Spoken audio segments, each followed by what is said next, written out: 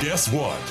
Toxic Radio is going on a road trip. Westbound and down, 18-wheeler rolling. November 7th, we're crossing the river into Philly, and there's gonna be a party. Why a party on a Sunday in November, you may ask? What, are you new here? It's a football tailgate at Lincoln Financial Field for the Birds and Bolts matchup. Come out to see the Toxic Radio crew for fun, prizes, freebies, and shenanigans.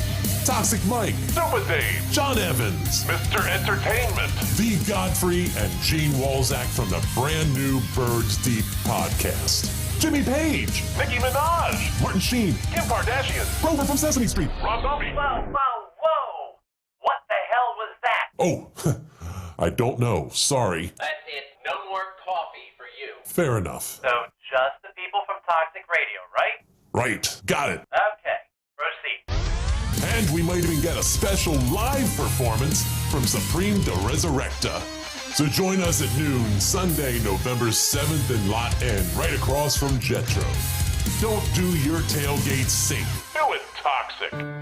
Hey guys, dating life going pretty shitty? I find you so creepy, I think you should have to walk around with a bell around your neck. Finding yourself getting a little desperate for some female companionship? Alexa, tell me you love me. Hell no. You disgust me. What you need is to upgrade your style right now.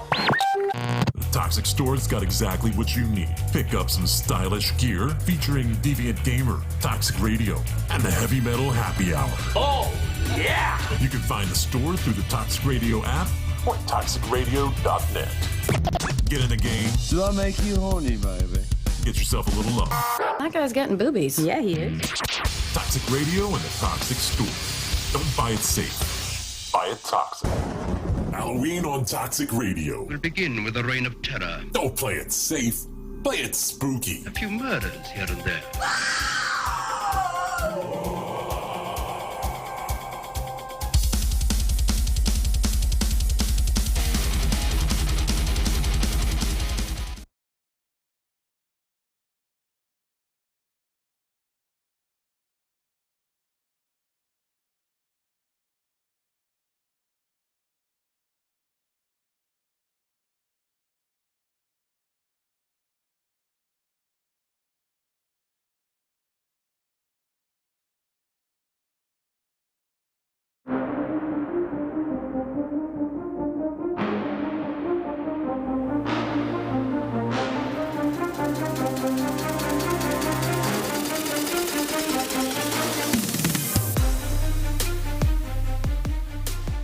Welcome to the 1-year anniversary of Wire2Wire Sports Podcast. Yes, that means it's show 53.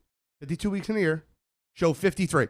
We got a million things to go over this week. We got a couple surprises, maybe a guest appearance, and we have the awards for Wire2Wire. It's all coming down. We got NFL talk. We got NCAA talk. We got MLB playoffs. And Benamin is back at the Wells Fargo Center. Someone might have called that. What's happening? To my right, I got the man, the myth, the legend, the uncle, Shally. What's up? What's happening?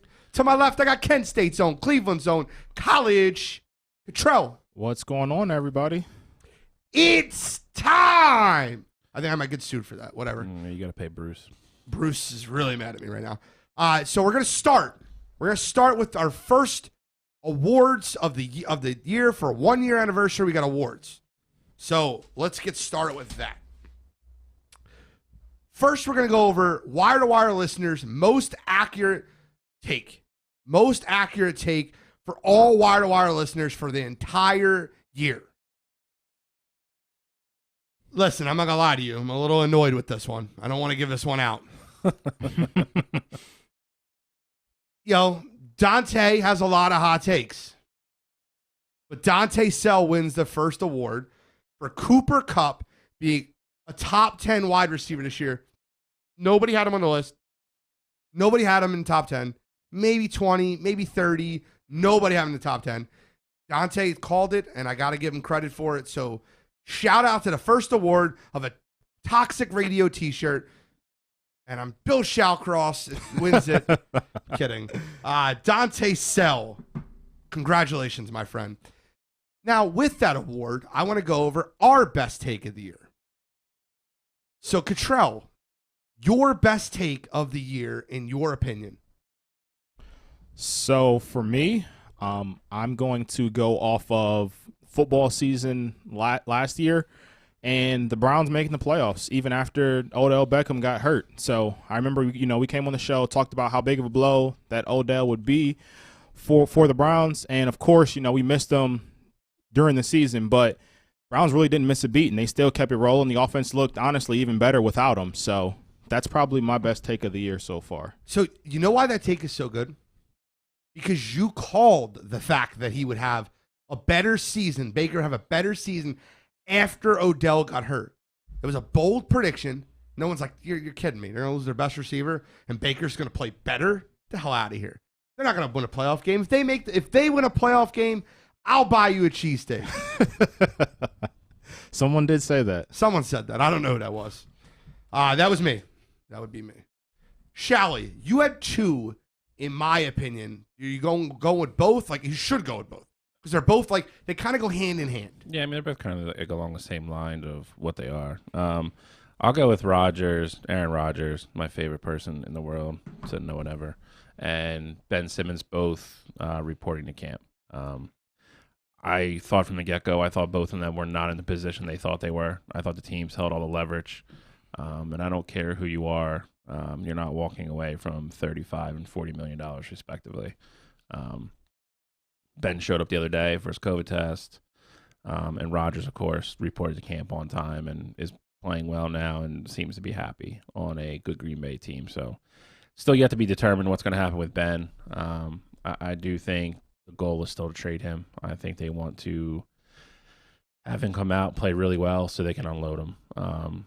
And just close the book on this whole thing. But I didn't think there was any way in hell he was going to get traded in the offseason. I give Morey credit. I never thought Morey was going to give him away. And he did. He didn't get offered what he wanted to. And like I said, I didn't think he was ever not going to show up to camp. It just wasn't going to work for either side, and he wasn't going to give all that money away. So those are definitely my two. I can't lie to you. I can't lie to you. Both of them were spot on. And both of them I didn't believe would be true. Both of them I was wrong on again. But I was right on a lot of things this year. I could go with a few. Could I go with the exact record for the Philadelphia Phillies, 82-80? Before the season started, I finished at 82-80. Or the exact World Series outcome, Dodgers in 6. But I think my most impressive, and this is just my opinion, you guys can correct me if you're wrong, is most handicappers in the NFL won't go 70% in their entire career.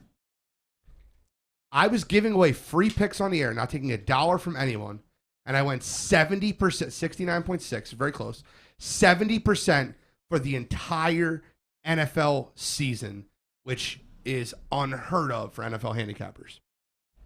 So I'll take credit for that one. That'll be the one I go with, I think. Disagreements? Anybody?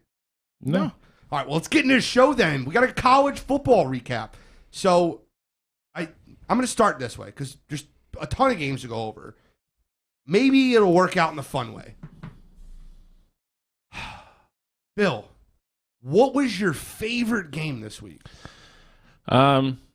I'm going to lean Alabama A&M just because of the significance of it. I'll give you your credit as well. You picked this as your super dog. I didn't think the game was going to be that close. I think A&M played a perfect game pretty much. They played the game they had to play to beat Alabama in that game. I give them all the credit in the world. The quarterback getting hurt, literally coming right back in and throwing, a touchdown pass. The momentum swings in that game were wild. Alabama goes down, scores a go-ahead touchdown. A&M returns literally the ensuing kickoff for a touchdown to take the lead back. Those are the type of games that people always remember. Like, people will remember that game 10 years from now, 15 years from now, 20 years from now. I said this thing to you guys last night. There was 5 games this week that at the end of the year, when you do the top 25 games of the year, all 5 of them are going to be on it. All 5 games from Saturday are going to be on that list. At least 3 of them. I think it's going to be all 5. Honestly, they're Don't give any away. No, I'm not. I'm just I have saying. one Like, on my list. It was a great weekend for college football. If you were a college football fan, you didn't have enough TVs in your house probably to watch them all at the same time. But Alabama, to knock Alabama off, I mean, we all said Michael Robert Lafferty, please throw that up. That is amazing. What? You lost $569,000 on a parlay because Bama lost. Because Bama lost. Oh, man. Cash out. Cash out. Bro, I learned that lesson the hard way with Texas, bro. He apparently had it. They apparently offered him, like, I think it was like $224,000 or something right around there to cash it out, and he didn't take it. There's no way Bama's losing this game. I mean, if I have that much on the line, I mean, I'm going to think about it. But well, you figure if he's betting that much, though, he probably doesn't even really need it. So he's probably just like, let it ride. Yeah, but if it's a $500 parlay and it's like a 12-team thing that counts $569,000, I don't know how much he put on the parlay. I feel like it was Georgia, Ohio State, and Bama. Like it was like a 3-team. No, I don't think that's the same one. The one he's talking about, I think, is it's what Gene said. The guy put $500 down, and it was like a 12-team parlay. Okay, but some of them were like crazy. Like he took like the away team plus like 8.5, and they like lost by 8. Like he had like a bunch of like minus 110, plus 120s. Like it jumped like big time. But listen, we all not only did we all agree that we wanted it, we all predicted this college football season was going to be chaos. This was a big step towards it this Saturday. Alabama does not control their own destiny really anymore. Like they have to win out. They're going to beat Georgia in the SEC championship game if they get there. But if they don't, they're not making the college football playoff this year. So I am very, very excited to see what the next 6 or 7 weeks hold, because I think there's a very good chance that we're going to see a college football playoff this year without Alabama and without Clemson, which would be, awesome. I mean, great. And there's still a chance that Ohio State doesn't make it. So, I mean, it would be crazy still to have a chance. Get out of here. It would be crazy that most likely Ohio State won't make it. I mean, that's your prediction. They lost at home to Oregon. But at least we're gonna have 2 new teams in Notre Dame. Dante, we know. We've seen your 649 post talking about it. Jesus, I know you predicted A&M would win. I get it. You can only win one award a night, Dante. So you're done. Jesus. So I'm super excited for that. I'm super excited to see where the next 2.5 months go, because we're at least gonna have 2 new teams in the college football playoff, maybe 3. So that's exciting to me. Okay. Control, what was your favorite? So my favorite game was the one that kept me from watching my team fully, and that was the Red River rivalry with Oklahoma and Texas. So it's funny you say that, because like the game that you lost on is your favorite game, and I got a little hint. And it's so crazy. I don't know how Texas gave, if they kick that field goal, I'm still mad Texas lost, but they cover and everything's good. But regardless of that, though, that game was absolutely insane. The fact that Spencer Rattler got benched, and I'm not going to say I expected Texas to come out and roll against, that Oklahoma team and Spencer Rattler play as bad as he did, but I definitely thought that Texas was going to put it on Oklahoma, and they did. But what I didn't expect is that their backup quarterback, Caleb Williams, come in and just light the world on fire. Like, people don't know that he's the number 1 dual threat quarterback in the country. He's a true freshman kid. And all the reports that I saw after that game said that Caleb Williams is probably going to be their starter. And I guess Lincoln Riley got asked if Spencer Rattler was thinking about putting his name in the transfer portal, and he said, I don't think he's going to go anywhere. But the fact that that's even an idea is absolutely crazy. So that Texas game against Oklahoma, absolutely nuts. They blew a 28-7 lead, and in the first quarter. In the first quarter, 28-7 lead in the first quarter, absolutely unheard of. But to Texas's credit, though, I'm going to say they shouldn't have lost that game, absolutely. No. Texas is back. Steve Sarkisian has them in the right direction, and it's not just because they played that type of a game against Oklahoma. It's because of how they play football now. Like, they weren't afraid to go up against that Oklahoma team. Like, I don't see them faltering against teams that are smaller than them. Like, yes, I know they lost to Arkansas, but that's before they had this kid, Caleb Thompson, as their quarterback. Since Caleb Thompson has taken over, that Texas offense has taken it to another level. So Texas is a team to look out for, obviously not this season, but in the seasons to come. Texas is going to be right in the thick of it. Guys, if you're listening at home, this kid knows backup quarterbacks on top of backup quarterbacks in college. It's absolutely absurd. Like, I'm telling you right now, if you could find me someone on ESPN, NBC, ABC, whoever, Fox Sports, that knows more college football than College Control, I don't know where they're at. Because College Control, bury them. My favorite game was Ole Miss, Arkansas. And I'll tell you right now, it's funny you say that. That's the game I lost. If you watch the game, Ole Miss was up 52-45. It was 4th and goal on the 9-yard line, and Arkansas scores the touchdown to cover. And then, like, screw this. Forget overtime. Gene has no chance to cover. We're going to go for 2. After you convert a 4th and goal from the 9-yard line, you're like, I'm going for 2 with no time left. You scumbags. They go for 2. They don't get it. But, like, how excited, bro, the excitement level in that game, 52-51, the team's going for a 2-point conversion at the end of the game with no time left to win the game. I don't know how that's not won.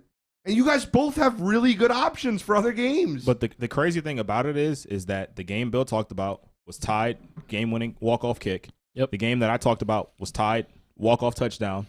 And then the game that you're going over wasn't quite a walk-off, but they scored 1 for 2, missed it, and the game's over. Walk-off defensive stop. Yeah. So you got 3 games that all were decided within the last 2 seconds of the game. It was absolute chaos in college football. Like Bill said, if you're even if you aren't a college football fan, if you like football, this was the perfect weekend to watch college football. It's the best weekend of the season so far. Tiny, I'm very salty. Do you know when I lose how salty I get? She goes, you sound salty. Yeah, no shit. I'm very salty. Okay, so, bro, by the way, just one comment on the Alabama-Texas A&M game. Did you see the video of that kicker's family watching him? Yes, that was awesome. Dude, that literally almost put me in tears. I feel like such a little crybaby, but like watching the happiness of that kid's family, like when he kicked that walk-off field goal. Yep. It was next level. That's what sports is all about. I love that his wife's a gamer too. She jumped right over. I was like, I'm going. Like, into the Done. Chaos. She cried, find him. and then she was out. She's gone. She gone. They were all turning around hugging each other. She's like, see you. Over the barrier she went. That was really nice. Now, the one game we didn't talk about, even though it was a good football game, it's a very good football game, was Penn State, Iowa. Penn State lost the game 23-20. Am I correct? Yes. Yep. 23-20. I'm not gonna lie to you. Penn State looked like the better football team for 2.5 quarters, and then Sean Clifford got hurt. And I understand he threw 2 interceptions. We could talk about his 2 interceptions all you want. They were moving the ball when he was quarterback. They were. The moment he got knocked out, they just couldn't move the ball. They couldn't move the football at all. Iowa's defense just smothered them. What are your thoughts on Penn State, Iowa? And don't you dare tell me Penn State's who you thought they were. You better you better lay some respect on that name. I'll go first, get this out of the way so you two can do what you want to do. You better lay some respect on that team. I think Penn State's a little bit better than I thought they were. I think Iowa is just as good as I thought they were. That defense is going to continue to win them games. I think their offense needs to get a little bit more dynamic if they're going to beat a team like Ohio State or something like that. I do think they have the secondary to slow down a team like Ohio State, though. I think they're the one team in the conference that can probably run with Olave and Williams. That will be an intriguing matchup when they play, if they play. You guys don't have them in the regular season, right? No. Okay. So if we get there in Indianapolis, that's going to be a very intriguing matchup. They lead the country in turnover margin, and they lead the country in interceptions, and they had 2 more Saturday against Clifford. So they got a bunch of ball hawks back there. I was going to say, and then 2 more against the back. Well, yeah. So 4. That secondary is very good, and they can play very free and loose back there because their front 7 is very good. Penn State's in trouble if Clifford can't come back. As much as we want to joke about he stinks, that backup quarterback, I don't even know his name. He was awful. Devon Roberson. Yeah, he's just not ready to play. Dude, how do you know all these names? Who's the backup quarterback for Boise? I don't know at this point. There's so many college football teams in the country. I mean, he's like, it's Roberson. Duh, obviously. These are the big ones. Zach Weisinger. I said I don't think either team is that good. I think there are better teams below them. Below them in which way? Like, let me know what teams you think. Like do in you the think, poll or do you like think the Big Ten? Cincinnati? Do you think Oklahoma? Like, who do you think's better than Like Iowa? I love Cincinnati. I don't know if they beat Iowa on the neutral field. I think that's a very that's a I wouldn't mind watching that. I would love to watch it. I'm all about watching it. I'm just saying I'm not picking that game with confidence. No, nobody is. I don't know how you can. No. We're getting to the home stretch here in the Big Ten where a lot of things are going to start sorting themselves out. If Penn State doesn't have Clifford, they're dead in the water. They just are. They have Michigan State, I think, after the bye. Is that correct? Indiana. Then not Michigan. Indiana. Illinois, then Ohio State. Okay. He's got to be back by Ohio State. I agree. Illinois is terrible. I think they can beat Illinois with Roberson. Their defense will be and just figure it out. Yeah. They're not going to beat Ohio State without Clifford. I don't know if they're going to beat Ohio State with Clifford, but he has to be back. They haven't really announced anything. Cottrell wants him back so bad. I mean, listen. Because I wouldn't want to beat Penn State without their backup quarterback because I have a building excuse. Some fans aren't like that, though. I am. I'll take any fucking excuse I can get. I'll give Cottrell credit for that. Iowa is not going to lose on the other side. They're just not. They don't, Okay. and they don't play. They don't play you guys. They don't play us. They already played Penn State. So whoever they have left from the East, they're going to beat. So they're going to go to Indy. They're going to be 11-0. That's dead set. They're going to be in the top 4 for the rest of the year until they get to the Big Ten championship game. Okay. It's going to be what's going to happen in the East, which is just crazy. Again, we talk about it every year. There's one good team from the West that separates themselves, and then all the other good teams in the conference are in the same division, and they have to beat up on each other, and it sucks. But that's where we're at. It's going to be a typical Big Ten year. It's going to be Ohio State, Penn State, or Michigan against Iowa in the championship game. Or Michigan State. All right, so let's get into our top 10 before we do previews. I can't give any recap on the game. Okay, give me a recap. But Shally went forever. I know. But, I mean, that game really showed me what I already knew about Iowa with their offense. I said last week, I didn't think their offense was that good, but the way that their defense forces turnovers, they know what to do with the ball with short field. And, you know, that game clearly showed that. And when they didn't have the short field, they were struggling offensively. And I think that's going to come to bite them later in the season because when you start to go up against teams who don't turn the ball over and your offense has to move the ball down the field, you're going to struggle. So I'm not saying that they don't have a shot to win the Big Ten, but Michigan has an offense that can move the football. Ohio State has an offense that moves the football. Michigan State has an offense that can move the football. And Penn State was moving the ball effectively before Sean Clifford got hurt. On the other side of it with Penn State, the problem with what you just said, though, and I'm going to argue with you right now. Why's that? The problem with what you just said is Iowa moved. Like, you give no credit to the Penn State defense. Ding, ding. I'm getting there. Can I get over to Penn State side? No, but you said that they couldn't move the ball effectively because their offense. But Penn State's defense was suffocating them. The only reason Iowa won that football game had nothing to do with their offense. It had everything to do with the 4 interceptions. How do you beat a team that scores 20 points? You scored 21. That has to do with your offense when you don't score any defensive points. The defense had 4 interceptions. I understand that. And getting the ball with short field is how that offense was effective. If you look at every team in the country, and this is the stat I'm gonna let you guys know, Iowa, when it comes to starting field position, Iowa is the top team in the country. So when they don't have the ball in a favorable point in the field, they aren't going to move the ball effectively. And I'm saying against good teams like Penn State. Penn State is a team that has a really good defense. Against teams that have good defenses against good teams that have good defenses and they don't turn the ball over on the other side, Iowa is going to struggle. So that's why they struggle so much against Penn State. Now on the other side of it, where I was going to get to, Penn State has a really good defense. And I think the downside of Penn State is going to be their defensive line isn't great. Their secondary and their linebackers are fantastic. And when you can cover like that, your defensive line doesn't have to be great.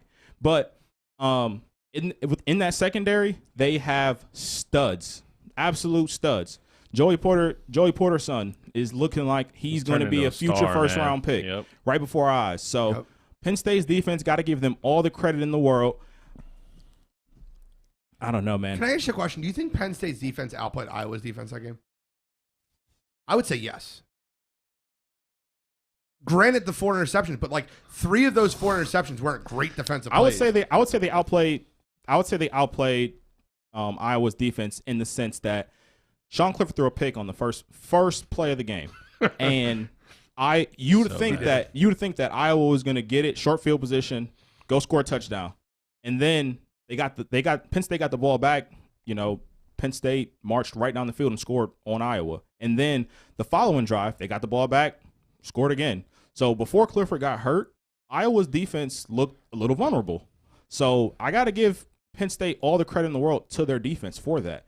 The problem that I have, though, is that you can't get away with throwing 4 interceptions, and I know the backup quarterback threw 2 of them. You can't get away with throwing 4 interceptions against a lot of the good teams in the country. Penn State almost did. They did. I agree. They I agree with did. you, but Penn State almost did. And I think if Clifford plays that whole game, I think we all know what the outcome would have been. The truth. We got to get in our top 10. We got to move. Top 10 list. Last week, Contrell picked the order. This week, Bill picks the order. Give me the order. Gene, Contrell, me. I love going one. I don't care.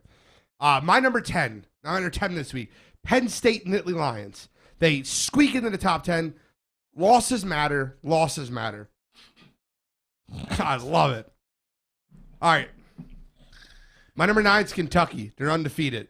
This week, they're not going to be undefeated after this week. They're going to get their ass beat by Georgia. That's fine. But as of right now, number 9 team in the country. Number 8 is Oklahoma State. Oklahoma State is my number 8. They're undefeated in the Big 12. Undefeated matters. My number 7 is Michigan State. My number 6 is Michigan. They're going to battle Michigan State. Bang, bang, bang. My number 5, the only team I have on this list that has a loss is Bama.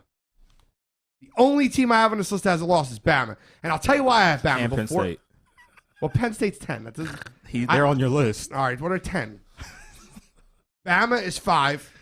Inconsistency. Oklahoma is 4. Cincinnati is 3. Iowa is 2. And the best team in college football, by the way, I could have used this as one of my takes. The Georgia Bulldogs, number 1 team in the country. They're going to win the national championship this year. Called it before the season started. Nobody had them in their playoff. Big Gene did. Let's go. Control, you're up. So you could probably use it for next year. You're right. It's not over. It's not over yet. Well, them beating Clemson. It is not over until the fat lady sings. You didn't even pick. Yeah, you did. Stop. So my number 10, I am going on the same criteria that I won as last week. Teams that are going to win on neutral fields. My number 10 is Michigan State. My number 9 is Penn State. My number 8 is going to be Michigan. My number 7 is Ohio State. My number 6 is Oregon. My number 5 is Oklahoma. My number 4 is Alabama. I don't care. I know Alabama just lost. Alabama's beating Oklahoma on neutral field. You can't tell me that Oklahoma is better than Alabama. Stop. So wait, timeout. Well, let me get my timeout real quick. I want my timeout. You're saying teams are going to win on a neutral field? Yes. That's your criteria? Yes. So you're saying Iowa beats Alabama on a neutral field? That's not what I'm saying. That's exactly what you just said. That's not what I'm saying. I mean, you're not saying it. The hole has been dug. That's not what I'm saying. But I can't feasibly put them ahead of Iowa and Georgia. Where did you have Oregon? He doesn't have Oregon. Oh, you have Oregon? Yeah, 6. They're going to always be ahead of Ohio State for me until Ohio State beats like the Penn States, Michigan States of the world. Continue. They got to stay ahead of them. Oregon, you guys have Kentucky and Oklahoma State. Both of them are losing this week. I don't care it's about where we sit right now. Next week they won't be there if they lose. I don't care about that though. Kentucky's beating teams like South Carolina and looking good against them. Yeah, they do. They have a Florida win, but they're going to get blown out. Didn't they win at Gainesville? They're about to get blown out of the water against Georgia. I want to say that was in Kentucky. Was it? Yeah. Florida didn't even know what their quarterback situation was. They've been going between 2 quarterbacks all season. I don't have Kentucky in my top 10 for the record. So Oklahoma State, they're going to lose this week too, but we're going to get into that later. I feel attacked. My number 3 is Cincy. Number 2, Iowa. Number 1, Georgia. Just saying. Cincinnati, Alabama. At a neutral field. Undefeated. Oh, so undefeated matters when you get that high. That portion of it matters. Cincinnati beats Oklahoma. Get out. This show is going to end up being the hot take show at the end of the year. I want to know is with the stuff that's been said. All I want to know is where is Coastal Carolina on Gene's list? They're undefeated. I heard all last week. about how undefeated matters up until Penn State lost. Coastal Carolina will be in a New Year's Day Super 6 game. They're undefeated. They're I don't know about that. Mark that shit down. Hey, you want to put that? Are you being serious right now? That's you put that on the record. Yes. Hey, you know what I want to put on the record? I'm putting this on the record now. There's your bad take for this year, right now. One of my picks next week. Hey, bro, every time you said bad take, it came true for me. So I love that. That's Keep not saying true. it. Not the first one. Keep saying it. What I want to put on the record is I'm giving you a look ahead. One of my picks for next week is Appalachian State over Coastal Carolina. Oh, Jesus. That's going to be a good game. That's a Thursday night game, too, isn't it? I do think so. Coastal by 20. No, Appalachian State is going to beat Coastal Carolina next week. All right, give me your 10, bro. They might win. They're going to be a 20-point game. Zach said the same thing about Coastal Carolina at the beginning of the show. I got to give him credit. The Weisinger strikes again. I hope I'm saying his name right. Is it Weisinger? You should know. I don't freaking know. Do you know whose friend is he? He kind of works with us. He kind of works for you, and you don't know his name? I don't know how to pronounce the last Good name. Lord, the leadership at Verizon. My God. Well, my employees' names. It's fine.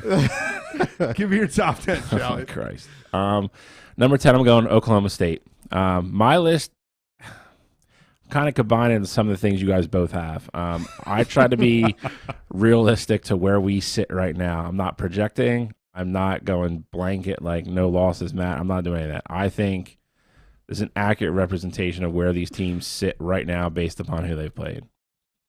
Oklahoma State is number 10 for me. This team was not in my top 10 last week. They are this week. Number 9 for me is Ohio State. Number 8 for me is Oregon because they beat Ohio State. Number 7 for me is Penn State. Out of those three teams, I think they have the best loss. It's the only reason I have them above them. That's also dependent upon Sean Clifford. If he is out, they're going to plummet down the rankings. We've already touched on it before. I will reiterate this once again. I have Michigan number 6. I do not think they're the 6th best team in the country. The way the rankings work, they're undefeated. They did win a big game Saturday at night in Nebraska.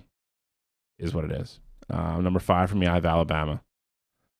They're not in the top 4. They lost. They still, to some degree, control their own destiny. We'll see if they get there. It's going to be very interesting.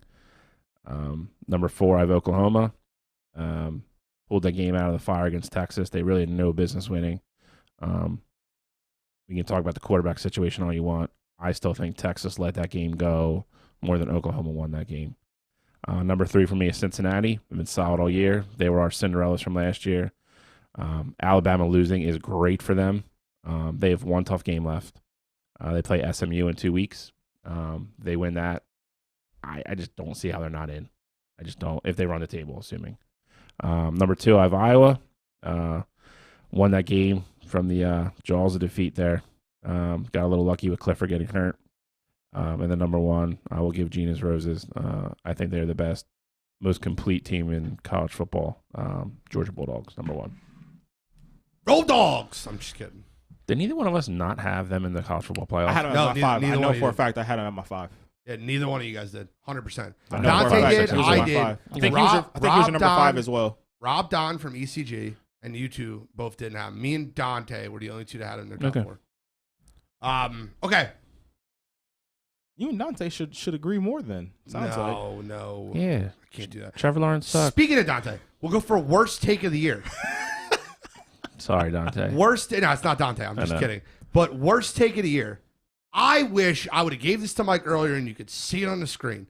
Josias Lemus. Last year at show 4. This is in the middle of the NFL season last year. He said Josh Allen equal to Daniel Jones. Wait, is that real? I swear. I saw it. I screenshot. I sent it to you guys. I saw it. I went through every comment from every show, and it was the worst comment. Josh Allen and Daniel Jones are the same. Equal. What was the what was that threat? We were talking about we're talking about Daniel Jones. Daniel Jones just beat the Eagles. Okay. We were just talking about the fact that Daniel Jones threw a couple dimes. Oh, and is that the game that he had that long 80 No, yard? they lost that game actually. They lost that game. The Eagles that was won the game. That was the game that he fell. They lost that game. But they were talking about Daniel Jones equal to Josh Allen. Called him Danny Dimes. Exactly. My point. It's the worst take of the year, right? Congrats. Congratulations. You won a Toxic Radio t-shirt. Congrats. Please don't ever comment ever again. No, your takes aren't worse. I was just kidding. Dante, I bust your balls. You do have some bad takes. If you want, I'll tell you the couple that you said on her that were runners up. Jacob Eason is going to start over Carson Wentz. You said Kellen Mond was going to start over Kirk Cousins. I'm not. You want to lie to you? This is what he said. I have him in comments. But that is real bad. All right. So we got to preview this week's college football, then get into our pick 'em. Then we got to move to NFL. It's 9:04. We got to roll. We only got 2 games to preview this week, though. Yep. Oklahoma State at Texas. Yes. Let's start there.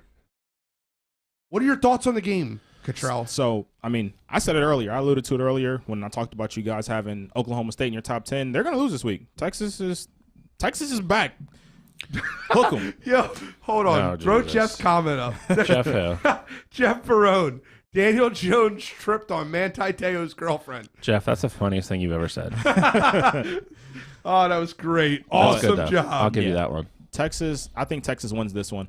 Oklahoma State, you talk about their wins. They beat a good Baylor team. Baylor's been surprisingly good this season. They beat a good Kansas State team, but Texas is the better football team here. And that, I think you see that with the spread. I know Texas is the home team, but there's a reason why Texas is 5.5-point favorites in this game. It's because everyone knows Texas is the better football team. So I'm rolling with Texas in this one. Bijan Robinson's going to have a field day on that Oklahoma State defense. And if you're looking for points, look no farther than this game right here. Did you say Dijon? Bijan. Oh, I was that guy hungry, bro. Yeah. Let's get some honey Dijon. I don't really disagree with anything you said other than Texas is definitely back. Texas back. Are you gonna throw up a hook 'em for me? Nope, I'm not. I think Bijan, to Cottrell's credit, I think he continues to strengthen his outside Heisman chance. I think he's going to continue to crawl up that board. Oklahoma State actually has a pretty good defense, so I don't know about the point situation. My concern in this game really is Oklahoma State scoring a lot, and I think that's where the difference in the game is going to be. I think Texas has enough athletes on the defensive side of the ball to really limit what Oklahoma State can do. Oklahoma State's defense is pretty legit, though. But I agree with Cottrell. I think Texas wins this game, especially after kind of an emotional gut punch and letting that game slip away. I think they come out focused and ready to go Saturday. I think they handle Oklahoma State pretty handily. Okay. I think that Texas wins the game, and I think they win it not close. So I don't know. You guys have said it perfectly. So both of you guys are picking Texas. It's a sweep. I'm on Texas too. Let's move on. The next game is another game. I don't know. I don't even know how we can. We shouldn't be talking about this game, but it's 2 ranked teams. It's undefeated Kentucky at undefeated Georgia. Georgia is a 22.5-point favorite in the game. Anyone taking Kentucky as their super dog this week? I am not. No parts of No. Nope. You sure? Nope. They're undefeated. They beat Florida. You're the undefeated guy. I think Georgia rolls. I can't take the 22.5. That's not one of my picks. So I'll say Georgia rolls. They have the best defense in the country. Their front seven is unreal. I think the only position they can get a little better it's their secondary, and that's not really that bad at all. And quarterback. But I feel like shit. I was talking about defense. You're right though. Quarterback they can get better at. My thinking with this game is Georgia should roll in this game. Everything about the matchup tells me that Georgia should roll. I know they play in the SEC, and I think they do roll. My prediction is that they win this game by 30 points. But the one thing that I kind of look ahead to with this Georgia schedule is that they keep playing ranked team after ranked team after ranked team. And I know rankings really mean nothing right now, but in the SEC, you're going up against schools that have a lot of talent. And I don't want this to happen. I want them to go all the way. I want to see that Georgia-Alabama SEC championship game. And I'm not saying this is the week, but I just don't want to see them fall because they have like a really tough set of games like back to back to back.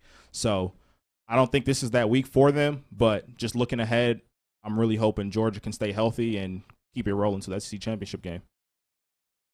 Yeah, I mean, it's always tough with kids. I mean, I think a lot of people always lose sight of the fact that some of these kids playing in these games are 18, 19, 20 years old. So, you know, like Cottrell said, you're always going to have that game, no matter how good, how talented the team is. You always have a game where nothing clicks, nothing works. They make stupid mistakes, and that's how you see a lot of big teams lose sometimes. I agree with you. I don't think it's this week. I think that team is so well rounded and solid, and just playing really well right now on top of everything else.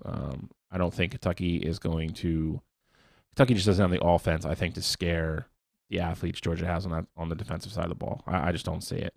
And I think Georgia will do what they want offensively, to be quite honest. So I think the only thing that could probably slow them down at this point would be injuries, or you just hope, they don't all come out and have a bad day at the same time against a good team.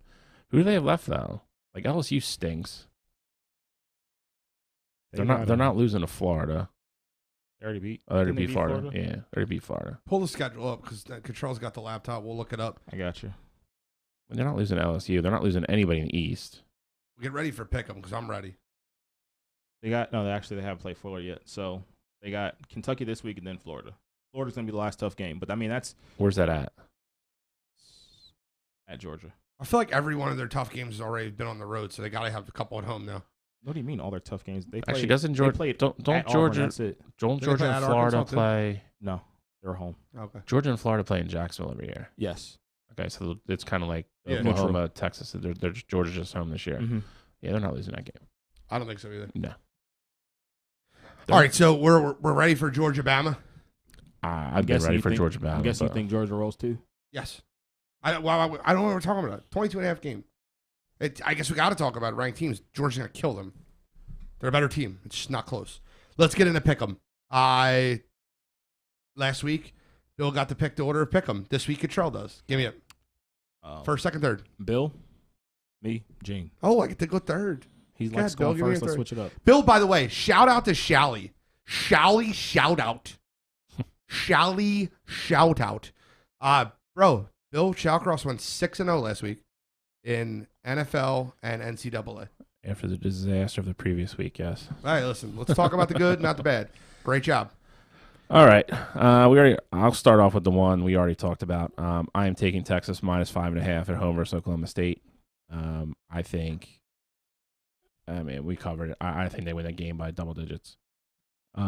Second game, I'm going to go Michigan State minus 4.5 versus Indiana. Don't know if Penix is going to play. Michigan State's playing well. Defense is solid, not great. It's kind of not like a normal, old, great Michigan State defense we're kind of used to. But they can just run the ball, man. They're going to control the clock. I don't think Indiana's going to be able to stop them.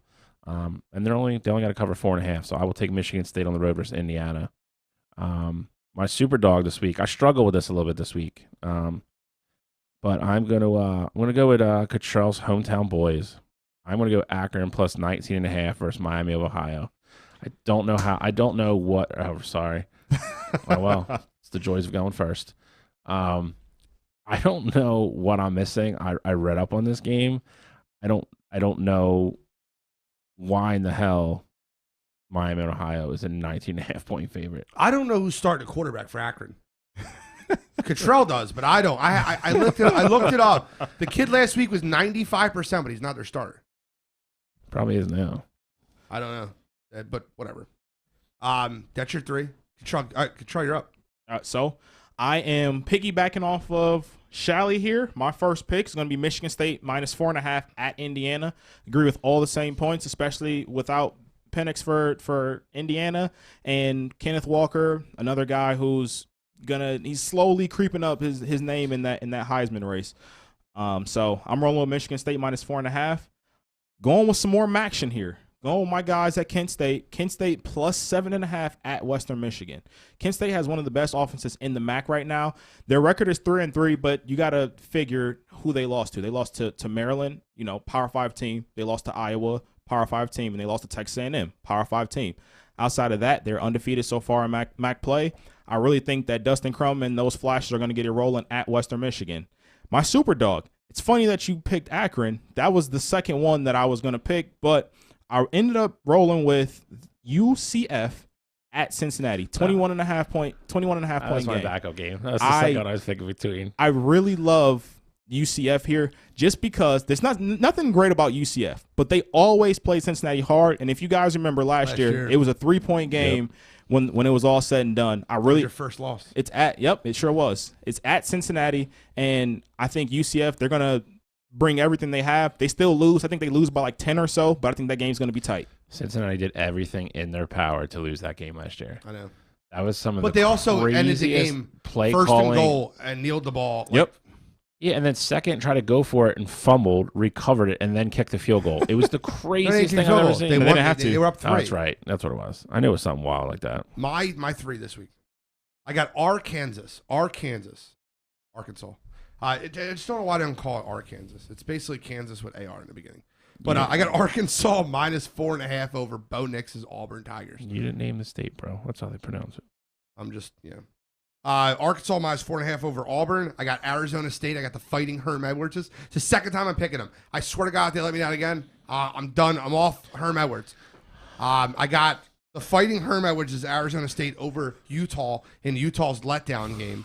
Utah will be coming off that USC win, and I think that they'll be ready for a letdown. I think Arizona State wins that game, and that's in Pickem. And then I have the Akron Zips. I have stats on this, by the way. There's a reason I picked this. So, Cato Nelson is their normal starting quarterback, and he's throwing like 90%, 84% for the season. Zach Gibson started last week, went 14 for 15 with her 3 touchdowns.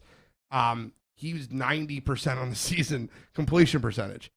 I don't know who their offense coordinator is, but the Akron Zips are very accurate at throwing the football. So I'm going Akron plus 19.5 over Miami of Ohio. What's his yards per attempt, though? Like, are they throwing the ball? 7.3. Oh, all right. I didn't know they were throwing the ball. They were like Jalen Hurts throwing the ball. Like, Jesus. I didn't know we were down. Shots fired. Well, we got another award to give out. We got 2 more awards to give out. We're going to have 2 out this one. Okay, so biggest homer on the show. This was really close to me. Cottrell. Well, I mean, on the show, it's Cottrell. But as far as listeners go, it's really tough. It's a tie between Joseph Jeffers, the Tennessee alum, Tennessee Vols, Titans, everything Tennessee, Joseph Jeffers, and Petey, the guy who predicted the Phillies to win the World Series, the Eagles to win the NFC East. Jalen Hurts MVP. Jalen Hurts to win the MVP. Like, both of them. I think Petey has to win this, though, because his predictions are a lot more, like, ridiculous. Like, they don't make sense. But I got to give both of them. I will give them both T-shirts. Petey and Joseph Jeffers, thank you guys so much for listening, and congratulations on your award. Now, I got a fun one. Listener that keeps it real. Listener, I can hear Audia laughing in the background. It's not you, Audia. Listener that keeps it real. It's got to go Tiny Williams. Tiny Williams will go on this comment page and blast Baker Mayfield. Blast Baker Mayfield.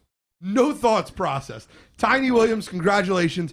Want to get you a Toxic Radio t-shirt also. She feels about Baker how Bill feels about Bryson and how Gene feels about Ben Simmons. Really? She hates that. She hates Baker as much. I hate Ben Simmons. Yeah, that's about. I hate Bryson less than those 2 other situations. 100%. Okay, then Bill and Aaron Rodgers. That's fair. Do you hate Aaron Rodgers more than Bryson? Yes, I do. Wow. I do. That's shocking. I do. 100% do. That's a good one. That's fine. That's accurate. Okay, so I might as well give Soft a 3rd ass. award away because it goes on to that path. Okay? So this is an award I've been waiting to give it away. It's the listener that secretly loves Gene but hates him also. It's like half the audience, dude. It's Audia. It's Audia. She's secretly like, I love Gene's takes, but then she like hates me on the comments. So Audia Williams, gonna soonly be Audia Cottrell Simpson. All right, but we'll get to there. Congratulations, Audia. You're a winner. The listener that secretly likes Gene but also hates him. All right, let's get to the NFL, guys. Let's get to the NFL. We got a lot to get into NFL. I told you guys we're going to do this quarterback thing. You want to do that first? Let's do it. Want to do the quarterback thing first? That's fine. All right. So somebody pulled up to me last night and walked up, a Dallas Cowboy fan. Was like, why isn't Dak on the list? Why isn't Dak on the list? Dak would be 6th in any logical human being's eyes. He's definitely doing well. 6 as far as the quarterbacks on this list. Out of all 6 of them. Yeah, but I mean, who else are you Yeah. Quarterbacks under 25. Okay, never mind. I get what you're saying. Never mind. I get it. So Good. I agree. Good. The list is, and I'm not going to put in no particular order, Lamar Jackson, Kyler Murray, Josh Allen, Patrick Mahomes, and Justin Herbert. Those are the 5 best young quarterback studs. I want to rank them because it's a very overreactionary league. And through 5 games this season, before the season, we did the same list. And 5 out of 5, 100 out of 100 people had Patrick Mahomes 1. I put this list up this week after this week's games. I actually put it up Monday morning because before Lamar Jackson's games. So, like, Lamar Jackson was, like, 5th on people's list. And then after Monday night, a couple people were like, Lamar 2, Lamar 1. So, like, this is wild. Rank the 5 in which if you are starting a franchise today and you're the general manager, give me the 5 that you want in order. Go 5 through 1. And by the way, if you're 5 on this list, it's not a bad thing. I want to be clear there. Like, no. There's no, like, trashing anybody on this list. No. I think everybody can agree everybody on this list is an elite quarterback. I mean, I would say that. Elite. So go first, shall we? All right. This isn't a slate. Again, you're asking me if I'm starting a franchise, who I'm taking. Number 5 for me would be Lamar Jackson. The crazy thing about Lamar Jackson is I think he has the most room to improve on this list. Yo, Cottrell's already getting the stats. I know. He's so mad at me already. I know. Can we get a picture of Cottrell Googling the stats right now? Yeah, no. Wait, bust Bill's ass. Watch it. No, it's... And when I say that, I mean, I think if he like really develops into a elite passer of the ball, he's going to pass other people on this list because he can just simply do things that other guys on this list can't do. Dude, Monday night was insane. It was. I'll tell you right now, that was a great football game. So he's number 5 for me. CJ Brancato has a list. He has Bobby Argyros 1, Uncle Rico 2. Bobby Argyros is a local legend. Local legend. Very underrated. Doesn't listen to the show, though. Cop in, Bobby. Bobby, look, he listens to the show because he'll message me sometimes. Number 4 for me is Kyler. And he falls kind of into the same category as Lamar. You're starting to, and you're seeing it a lot this year. He is taking that next step. He has better control of the offense. He is throwing the ball in places where he should versus trying to force the ball. And he's the leading MVP candidate in the league. It kind of speaks for itself. Number 3 for me is Justin Herbert. I think universally across the board, I think a lot of people were a little too low on him. But I also think he surprised a lot of people. He's probably a little bit better and a little bit ahead of schedule. Versus what other people thought he was going to be. Yeah. I've always liked him. He's always going to be compared in this class with Burrow. I think they're both going to end up being great. I think Herbert's a better quarterback. Number 2 for me. This is tough because I think it's closer. For me personally, anyway, this is closer than I think a lot of other people would make it. I'm not going to speak for you two. I'll let you guys do your own list. But Allen is number 2 for me. But I can tell you, especially after last week, Sunday night's game, that margin, that big gap that I think a lot of people thought there was between the two of them, I think it's closing, and it's closing fast. He's number 2 for me. Mahomes is still number 1.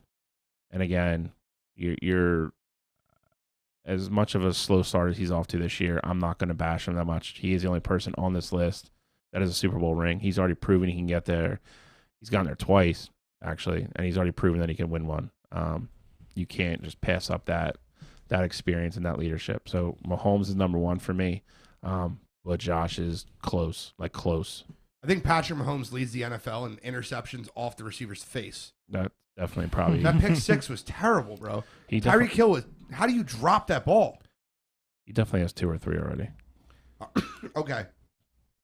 You go 2. Okay. This is going to be a different list. I know it's going to be a different list from Absolutely. everybody. It's going to be mine's a different list. than Bill's. I know that. So. Well, yeah, I know where yours is different. My number 5 is going to be Justin Herbert. Justin Herbert is absolutely amazing. Like both of these guys already said, it's not a slight against any of these guys. Justin Herbert is in the second year. I think the Chargers, before the season, I had the Chargers as the 10th in my power rankings. I had them at number 10. I think the Chargers are going to be special this year, and Justin Herbert's going to be a big part of that. The four guys I have ahead of him, I just think are a little bit further, and I would start my franchise with them before I do it with Herbert. My number 4 is Kyler Murray.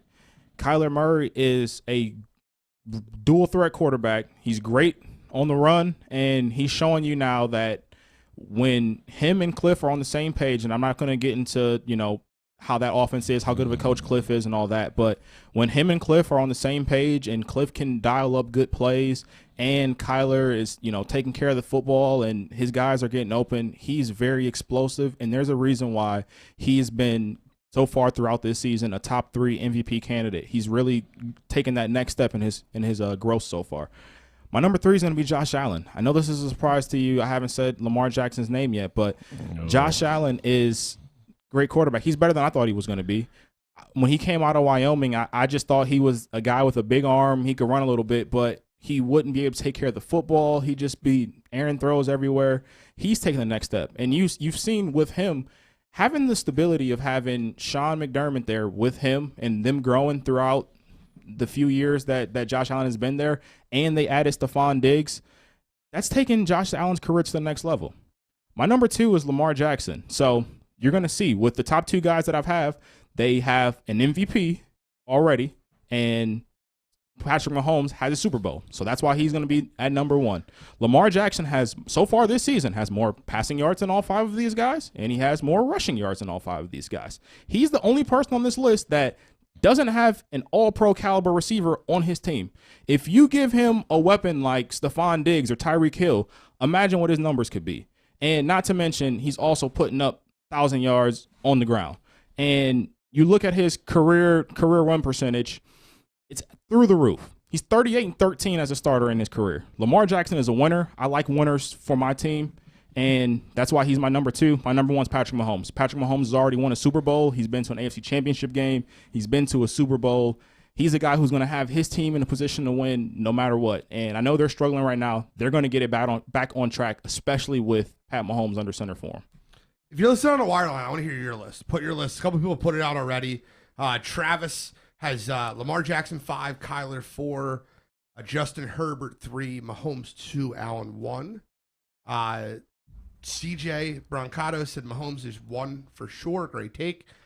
So let's hear more of your takes on these top 5. The other thing too that I just want to say really quick, I guess my biggest slight that I have with people, downplaying Lamar Jackson's play is that they keep talking about how he can't throw the football. And if you say that, not you guys, but just guys who, like, if you don't have Lamar Jackson in your top 10 as top 10 quarterbacks right now, like, of course there's plenty of people who say that though. And this notion that he can't throw the football is so garbage. Like, I just want everybody to know, if you hear someone says Lamar can't throw the football, just know that they haven't been watching football recently, because he's grown as a quarterback that throws the football. I think he set a record last game. I'll make it real easy. 40 passes, over 85%, most first time. And he's not just dinking and dunking the ball. No, like, at 12 yards attempt. 11.8 yards per attempt. Yep. If you don't have him in your top 10 quarterback list, like, I honestly don't want to talk football with you. I have no desire. Man, Joseph Jeffers, what's he Kyler the Smurf, Justin Jesus. Herbie, Lamar Jackson, Josh Allen, Pat Mahomes. Mr. Brister, the Maestro. Kyler 5, Josh Allen 4, Herbert 3, Jackson 2, Mahomes 1. Okay, well, I guess I'm the one making the hot take then. I got Lamar Jackson. No matter what your order is, it's not a hot take. I have Lamar Jackson really 5, and only because I don't know how good he'll be sustainable with as much as he runs. And another reason I have him 5, and this is the biggest issue I have, is his ball security is awful. He's got 6 fumbles already this season. You can't fumble the ball that much. So right now I have him 5. And it's not like what he did in the second half of that game Monday night was nothing short of amazing. So I just want to be clear there. That's fair criticism, though. Like, that's completely, I 100% agree. Like, if you want to have him 5, like, that makes sense. So I'm good with that. Justin Herbert could be even higher. I have him 4. and he could be even higher on this list. The way he throws the ball, it almost looks like I'm watching poetry. I've never, I'm serious. He looks so smooth throwing the ball. The ball has such zip coming out of his arm. I was watching that Browns-Chargers game. By the way, over cash in the third quarter. But I was watching that Browns-Chargers game, and the throws that he was making, just spot on, 35 yards downfield, in stride. He's unbelievable. And I was wrong about him. I had him better than Tua. I didn't have him this good, though. I did not have him this good. Ugh, God. How much are they dreading that pick, man? My number 3, another guy that just really wings the ball. The way the ball comes out of his hand is just unbelievable to me. It's Josh Allen. The throw he made where Daniel Sorensen was getting a lot of slack this week, just gave up on the play. Like 6-7 seconds in, and he throws the ball on the run 55 yards in the air with a flick of the arm for a touchdown with Dawson Knox. It was Knox, right? They're tight end. It was just an incredible throw. Josh Allen, he's number 3 for me. My 2 is Kyler, and my 2 being Kyler, and the reason it's being so high is I just see this kid's ceiling so much higher than most people do. I noticed that you guys have him like 5 and 4, and most people on the list. Kyler, to me, is a perfect mixture of Lamar Jackson and Patrick Mahomes.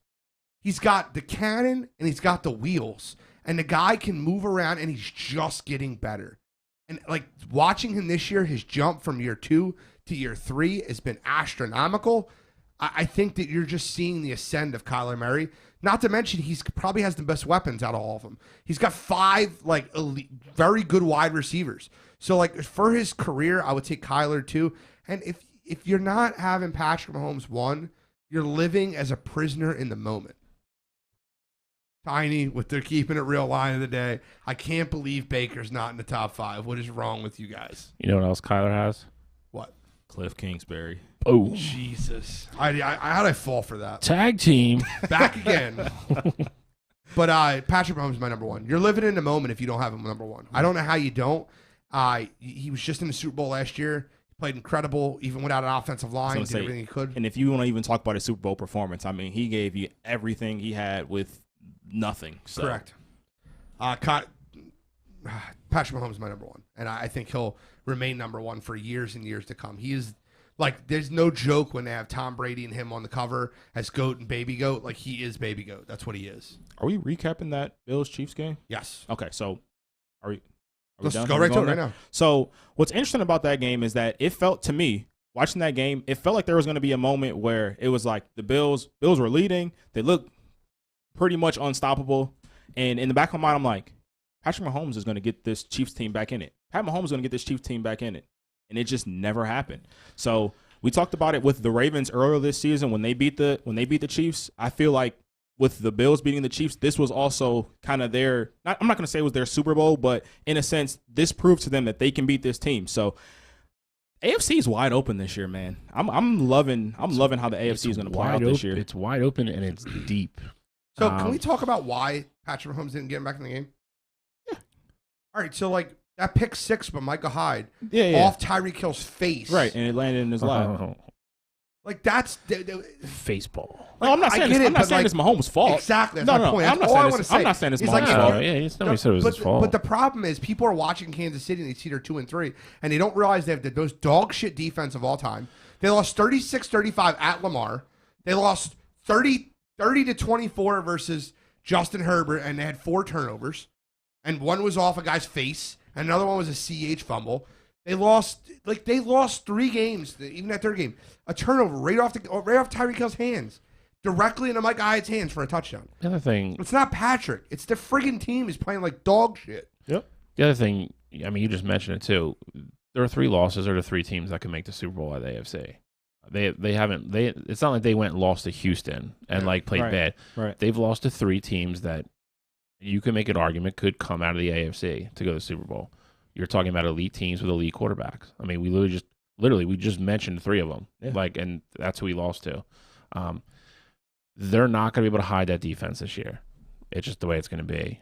They're gonna get in games against a Josh Allen, a Herbert, a Kyler, a Lamar Jackson, those type guys, and those teams are just going to put up points. They're gonna have to win in shootouts this year. They're not going to have the luxury of stopping people on defense. Michael Robert Lafferty is making a run for Troll of the Year. His top 5: Mac Jones, Trevor Lawrence, Zach Wilson, Jalen Hurts, and number 1, Carson Wentz. He did look good Monday, but no. Looked really good Monday. I think Kansas City's gonna be fine, but they're gonna have to win a lot of games by outscoring people. That's what they're gonna have to do. And to Cottrell's point, the AFC is wide open and it's deep. I mean, I think there's gonna be 2 or 3 quality football teams that do not make the playoffs this year, and I mean good football teams, not like a team that was like 8-8. You'd be like, oh, they might like steal a game. Like, I think you're gonna have a couple teams that are gonna be like 12-5 and not get in. Like, no, you can't with 7 teams. That's impossible. There's gonna be some good football teams that do not make the playoffs in the AFC this year. You might have a good 10-7 team not make it. 12-5 teams make it with 7 teams. There's no way. That'd be insanity. But my point being is, Patrick Mahomes isn't the issue, and I think they're gonna go into Washington. They're gonna win that game. They're gonna. Kansas City will be fine. RELAX. 5 games in. We gotta get another games.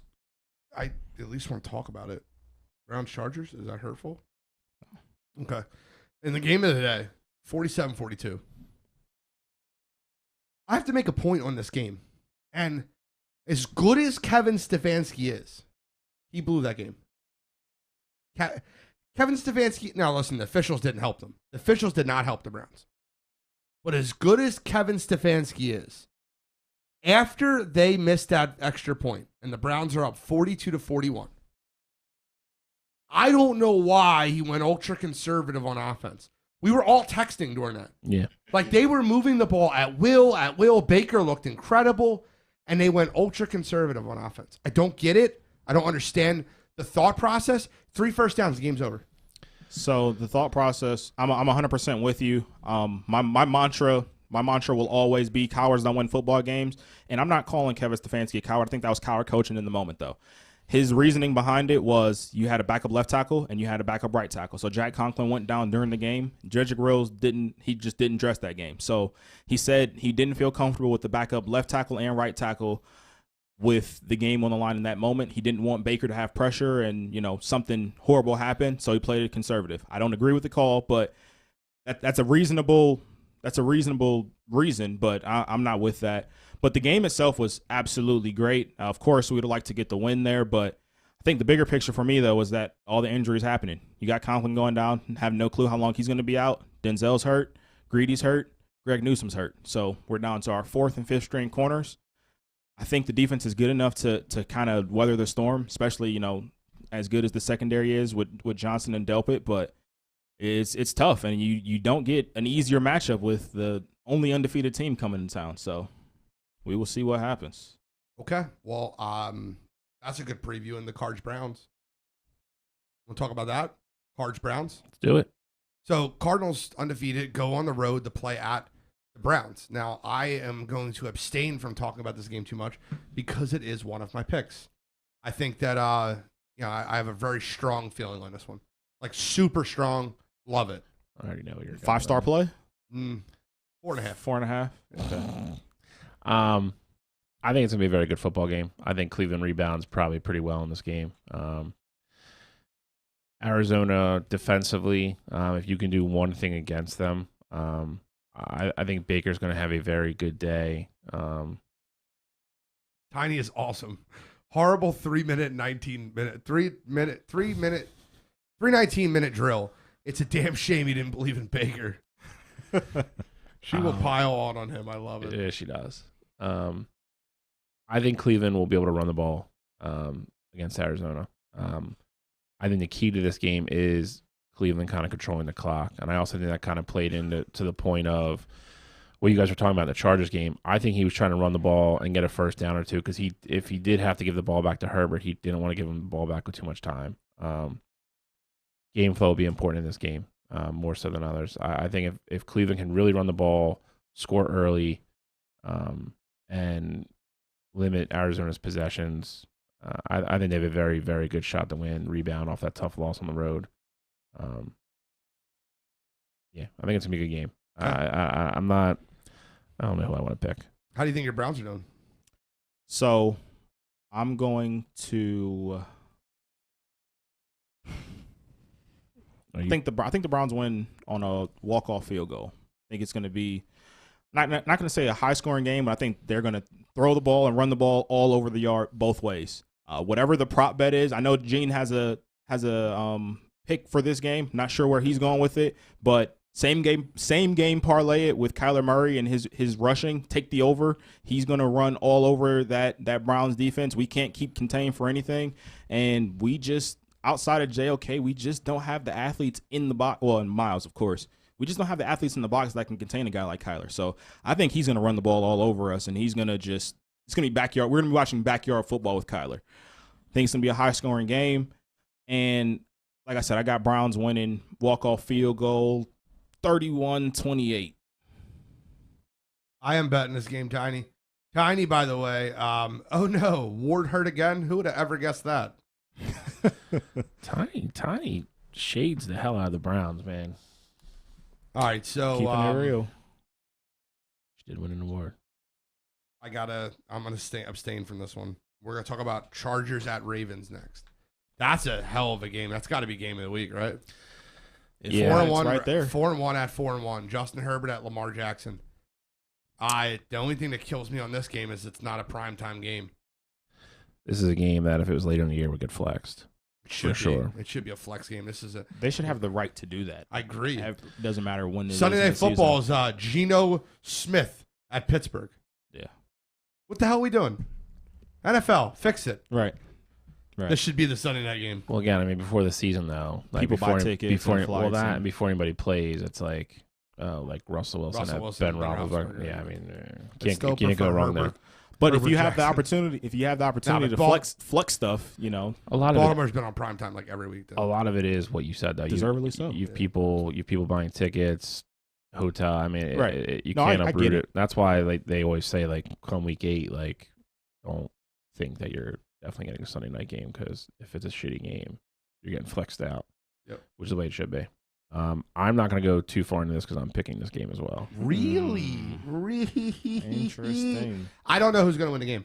This is one of those games I don't have a feel for, so I'm glad Shally does. I think it's going to be an incredible game. The Ravens have to be on somewhat of a letdown, but the only thing that helps them is they're playing at home. They're not like a letdown. They just had that huge comeback. No, I get that. They have to be on somewhat of a letdown but they're playing at home, and the Chargers are going coast to coast. Like I couldn't pick this game to save my life. If you can pick it, you're better than me. I was gonna say maybe the over. I'm gonna like argue against myself here. So you talked about the Ravens and a letdown, but outside of their week 1 loss, like you'd have thought beating the Chiefs, they have a letdown after that. And I know it was a tight game against the Lions, but like they did have a letdown. They just keep winning. They keep finding ways to win though. Well, they won the game, but it was a letdown. It was, but if you win, still winning the game, like they could have a letdown against the Chargers, but if they find a way to win, like it doesn't even matter. You can't about play the like letdown. they played against the Lions. 100%. And beat the Chargers. 100%.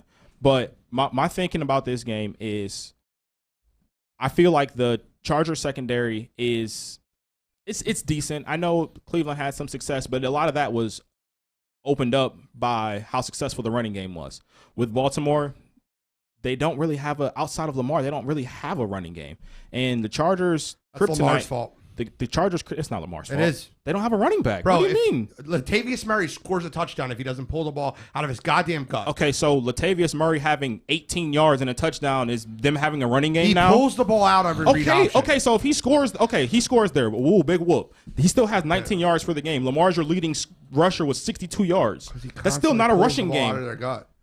He constantly pulls the ball out of their gut. I understand what you're saying, but when you have when you have running backs that get carries and they don't run the ball well, what are you supposed to do? Miles Sanders all over again. But the difference with Miles Sanders is he's averaging 10 yards a carry. Then you got guys like Latavius Murray averaging 3.3. So just to be clear, their starting running back to start the year was Tyson Williams, and he's averaging 5.5 yards a carry. World beater. He's averaging 5.5 yards a carry. Okay. World beater though, right? The problem is he's looking too good. Lamar wants to take the ball. Top 15 back, right? Top 15 back, right? No, he's not. Top 20 back. No. Okay, so what are we talking about here? Do they have do they have a top 20 running back on their team? No. So they don't have a running game. Anyway, they have a running game. Back to this. Lamar Jackson is because of Lamar Jackson. Outside of Lamar Jackson, they don't have a running game, like I've said already. And I think that the Chargers are going to be able to control the pace in this one because the Ravens won't be able to run the ball. And I know that the Chargers don't have a rush. I'll go 28-27, walk-off field goal for Tucker. I'll take Baltimore by one. Tuck. Doesn't Tucker didn't miss no kick Sunday. Let's get into Pickem, guys. We got a lot to still get into. Let's get into Pickem. I'll go first this time. I want to go first. Yeah, I'll go first this time. NFL? You know why I'm going first? All three of my picks aren't sexy. There's nothing sexy about my picks this week. Do we get a 5-star? No. I like games. I don't love them. I almost love one, but I'll tell you. Okay. I'll let that one go last. There's a bunch of weird games on the board this week. I have the Detroit Lions getting their first win of the year. Ooh. I have the Lions plus 3.5. I think they're going to beat the Bengals in Detroit. I think that team has been very, very close, so many times. I think Dan Campbell's got them guys playing inspired football. I think they're gonna beat up on a very beat up Cincinnati team that is becoming more and more injury plagued each week. Joe Burrow is not allowed to talk this week. He's like literally on a non-talking. Yeah. I think this is a perfect game for the Lions to get their first win. So I have the Lions winning the game, but I'll take them plus the 3.5. You want to make some money? Wake up at 9 o'clock in the morning and bet the London game. Jesus. Give me Jacksonville plus 3.5. Jacksonville gets their first win this week. Jacksonville and the Lions. I'm taking two teams that have a win this year to win the football game. I'll take them both plus 3.5. I think Tua comes back this week. That's what I was banking on. He stinks. Tua is the worst starting quarterback in the NFL right now, not named Davis Mills. By the way, that was another one of Bad Takes comments. Davis Mills would be a stud starter, mark my words. Whatever. But my point being is, who said that? Dante. That was it was in the running. It was in the running. It didn't beat the Josiah's one. But I actually agree with you on that one. Jacksonville plus 3.5 over Miami. This is my closest to a 5-star. I love this game. I love. Guys, Cleveland doesn't play high-scoring games at home. They don't. I don't care who's playing there. Cleveland's defense shows up way more on home than they do on the road. I said this a couple weeks ago when they were playing Chicago when you picked the over. I'm going to say it again. When Cleveland plays home, it's rainy, it's dingy, it's dirty, it's rub it in the mud, control the clock football. And you know how they're going to win the game? Because I think Cleveland's going to win the game. I think Cleveland gives Arizona their first loss, but that's not my pick. They're going to win that game by running the football and controlling the clock and keeping their defense off the field. I have the Browns winning the game, but that's not my pick. I have the under 50.5. Get it now. It's at 50.5. I think it goes down to 49 by kickoff. I got the Browns under 50.5. So I'll go because I'm directly against you, and it is right now it is at 49.5, and I actually do like the over in it. Yes, you were 100% right with the Bears-Browns game, but I was just back home. I just got back yesterday, and it was pretty sunny there. And I think it's gonna be sunny again on Sunday. I think Arizona has a much better offense than what the Bears do, and they don't have Jason Peters at left tackle. So especially with the Browns banged up in the secondary, I really think that we are going to have. This is the weather from Cleveland. That's right now. It's 61 degrees at night. I said Sunday, bro. Look at Sunday.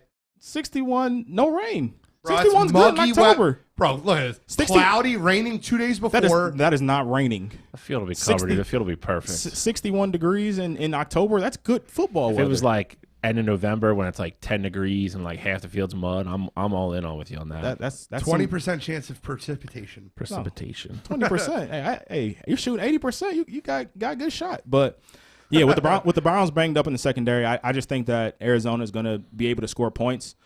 I do agree though. I do think the Browns are going to be able to rush all over Arizona, but that's why I see the overhit, and so I see it, like I said, 31-28, somewhere around there. Travis, bet me on both.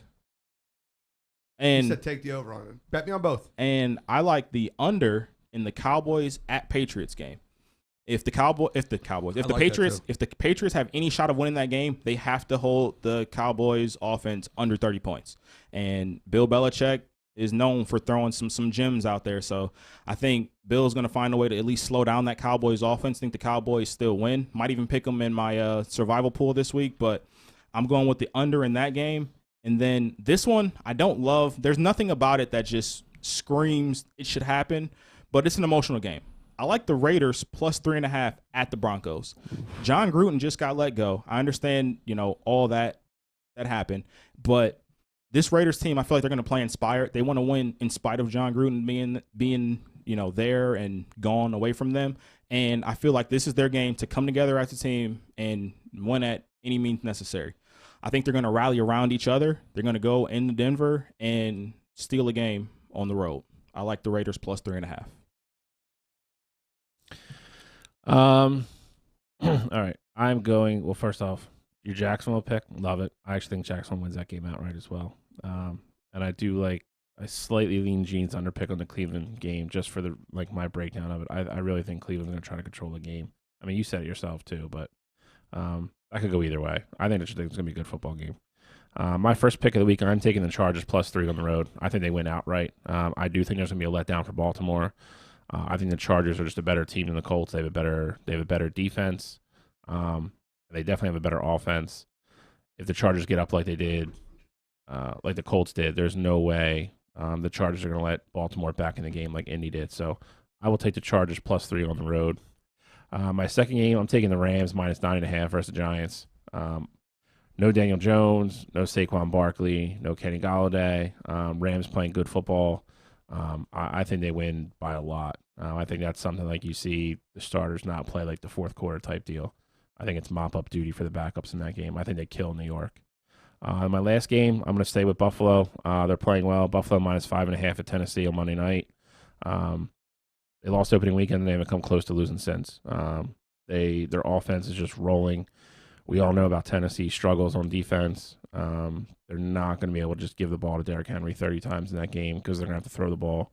Julio is still doubtful. So I'm going Buffalo minus 5.5 on the road.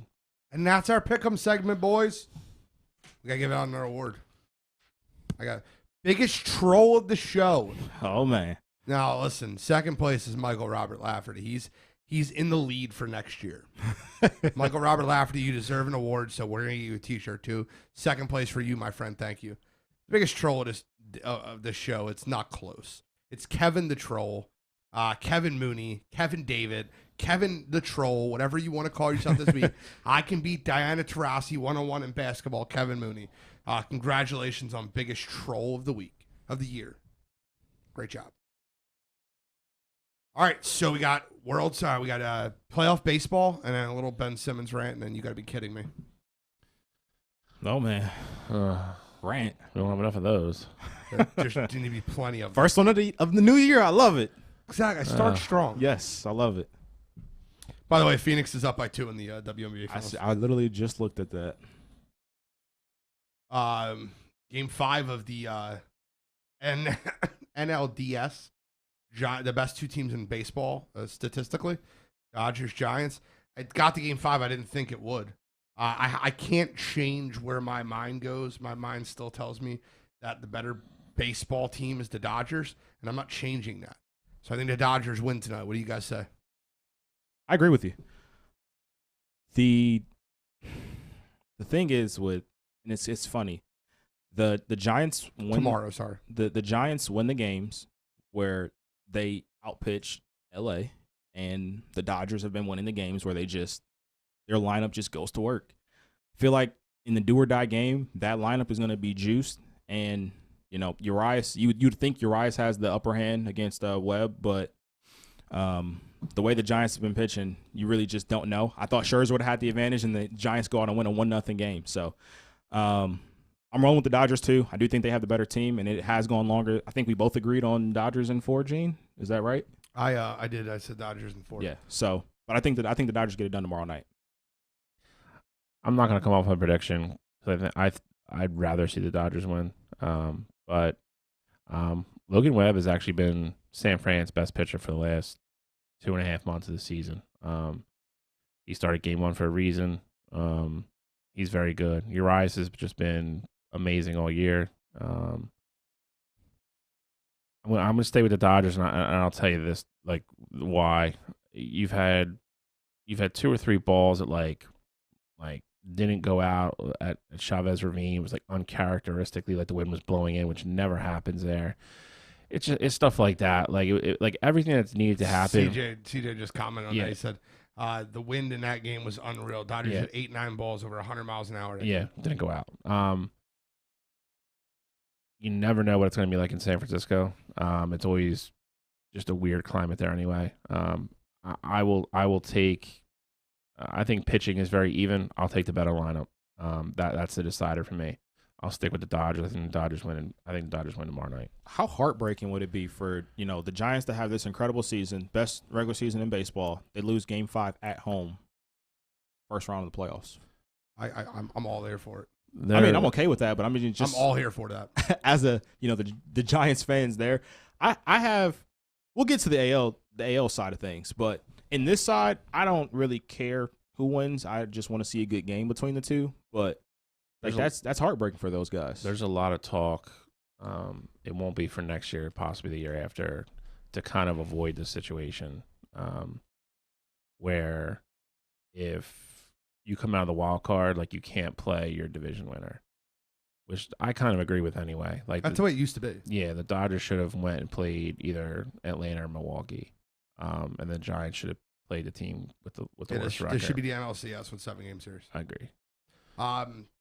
The Braves beat the Brewers. The Brewers pulled a typical Philadelphia Phillies. So they did though. No, they did. When I literally picked it, like I literally said on the air, I said Milwaukee definitely has the better pitching staff.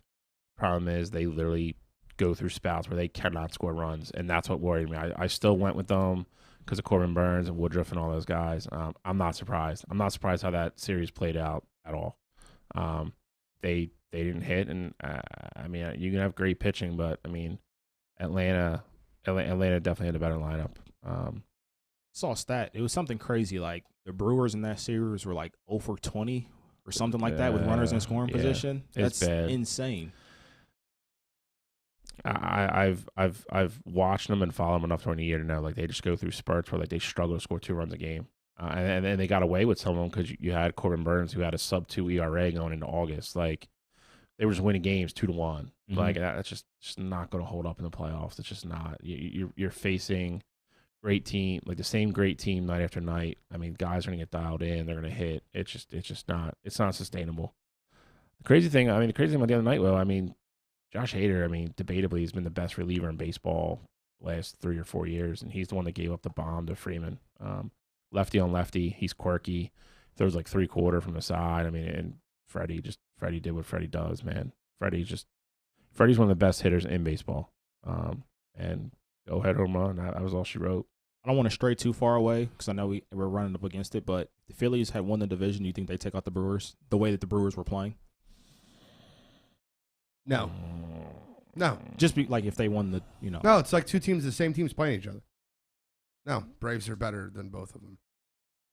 You asked me they'd be the Braves or the Brewers? Brewers. Yeah, like if the Phillies had won the division and they had that series against I'm not saying they Brewers. definitely would have won. I could see the series playing out the same way, though. Like, I mean, you got to realize you're going to put Wheeler on the mound against Burns. Burns won the first game, and they lost 3 straight. Yep. CJ, I completely disagree. You said possibly the worst division in baseball, the NL Central. I disagree.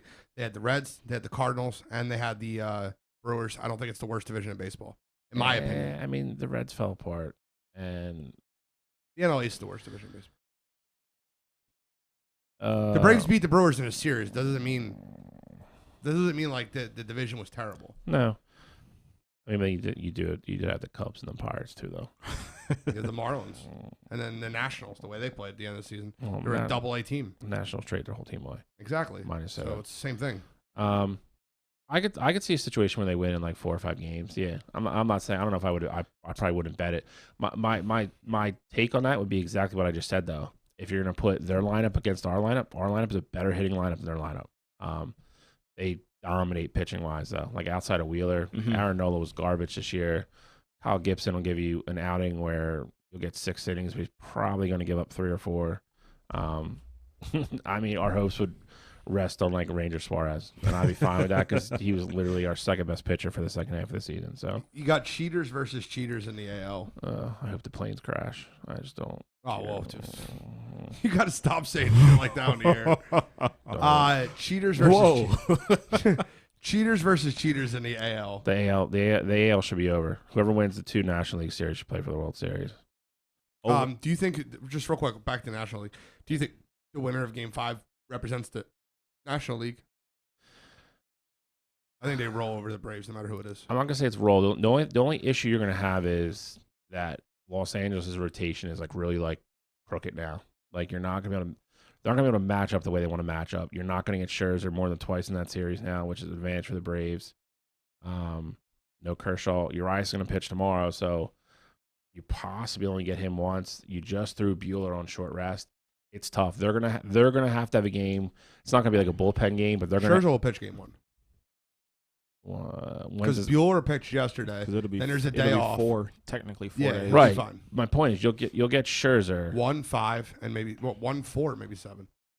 You might get Scherzer 3 times. Maybe, but you'd be pitching him on short rest. Yeah, well, that's kind of how that works. But you're definitely only getting Urias twice. They're just going to have a game where they're not going to be able to, like they're going to have to start Tony Gosselin in that one game. They're going to have to. There's no way around it. Depends how the days off work, but yeah, you're right. I think there's only one travel day, so. But there's a travel day between 5 and 6 too. Correct.